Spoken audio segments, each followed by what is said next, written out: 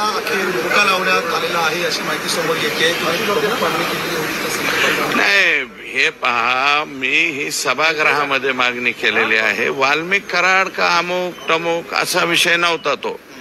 संतोष देशमुख यांच्या हत्येमध्ये जे जे कोणी सहकार्य म्हणजे सहभागी असतील त्यातल्या एकालाही सोडणार नाही असे राज्याचे मुख्यमंत्री म्हणालेले आहे.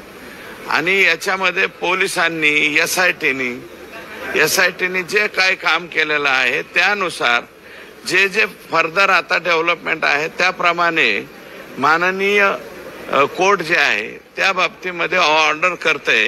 याच्यामध्ये ह्यानी मागणी केली त्यांनी मागणी केली किंवा काही याचा विषयच नाही.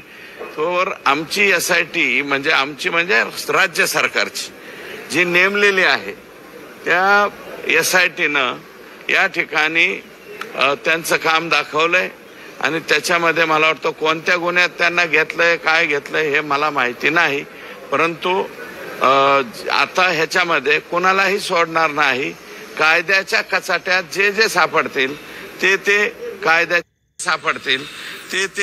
कायद्याच्या अंतर्गत येतील. प्रामुख्याने सगळेजण सापडत आले तसं म्हणायचं. प्रामुख्याने सगळेजण सापडत आले तसं म्हणायचं का? सगळेजण सापडत आले तसं म्हणायचं का? हे पहा, पोलीस यंत्रणा आहे. आम्ही कोणी बोलून तसं काही होत नसते.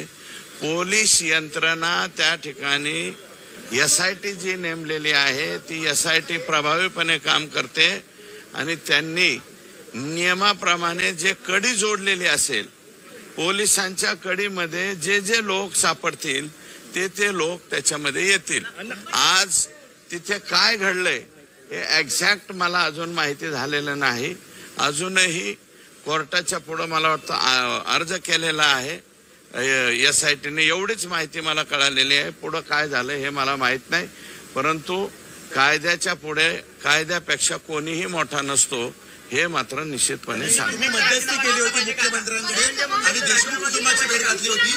पहिल्यांदा एसआयटीत बदल झालेला आहे. काल शासन निर्णय जारी. हे पहा, आता त्याचं ऑलरेडी झालेलं आहे. परत ते बोलायला राजीनामा घेतला पाहिजे का?